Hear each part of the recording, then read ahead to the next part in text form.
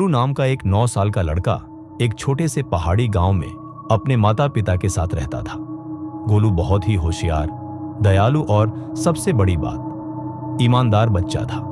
उसका सपना था कि वो एक दिन बड़ा होकर अपने गांव को एक ऐसा स्थान बनाए जहां हर किसी के पास शिक्षा, खाना और सुख सुविधाएं हों। पर उसका परिवार बहुत गरीब था। स्कूल तक जाने के लिए उसे रोज 3 किलोमीटर पहाड़ चढ़कर जाना पड़ता था। फिर भी वह कभी शिकायत नहीं करता। एक दिन स्कूल से लौटते वक्त गोलू को एक बूढ़ा साधु रास्ते में बैठा मिला। वह बहुत थका हुआ लग रहा था। गोलू ने उसे पानी दिया, अपने टिफिन से पराठा खिलाया और उसके पास बैठ गया।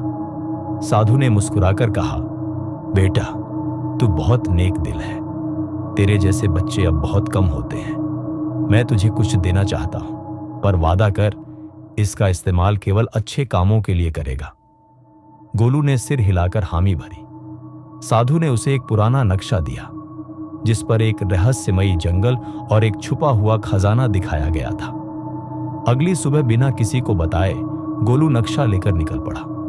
वह जानता था कि यह खजाना अगर उसे मिल जाए तो वह अपने गांव की जिंदगी बदल सकता है। जंगल बहुत घना और डरावना था। चिड़ियों की अजीब आवाजें, पेड़ों के बीच से आती हवाओं की सरसराहट और हर जगह फैली नमी, सब कुछ रहस्यमयी था। चलते चलते गोलू को एक तोते की आवाज सुनाई दी, पीछे मत देखना वरना रास्ता भूल जाओगे। गोलू चौंका, पर फिर उसे याद आया, नक्शे पर लिखा था, सुनो प्रकृति की भाषा, वही बताएगी रास्ता। तोता उड़ते उड़ते उसे एक गुफा के पास ले गया। गुफा के अंदर 3 दरवाजे थे।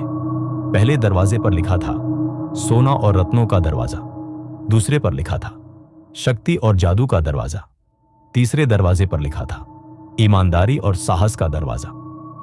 गोलू सोच में पड़ गया। पहला लालच था, दूसरा भ्रम, पर तीसरा उसके दिल के करीब लगा। उसने तीसरा दरवाजा खोला। अंदर एक बहुत ही सुंदर कमरा था जिसमें एक नीली रोशनी से चमकता हुआ पिटारा रखा था। उसके पास एक पुरानी किताब और एक शिला, पत्थर पर लिखा था, जो सच बोलता है उससे ही सच्चा खजाना मिलता है। जैसे ही गोलू ने पिटारा खोला, वहां से एक तेज रोशनी निकली और उसमें से एक आवाज आई, गोलू, तू चुना गया है। यह खजाना तेरा नहीं, तेरे गांव का है। इसे लौटाकर तू महान बनेगा। गोलू खजाना लेकर लौटा और उसने उसे सीधे गांव के सरपंच को सौंप दिया। पहले तो लोग चौंक गए कि इतना खजाना लेकर भी वह बच्चा कैसे इतना शांत है। गोलू ने कहा, यह सब मेरे गांव के लिए है। हमें स्कूल बनाना है, अस्पताल चाहिए और बुजुर्गों के लिए घर भी। सरपंच ने और गांव वालों ने मिलकर खजाने का सही इस्तेमाल किया। कुछ ही महीनों में गांव पूरी तरह बदल गया। वहां स्कूल, अस्पताल, सड़कें और लाइब्रेरी बन गई। गोलू की ईमानदारी की कहानी दूर दूर तक फैली। अखबारों में उसका नाम छपा और बड़े लोग उससे मिलने आने लगे।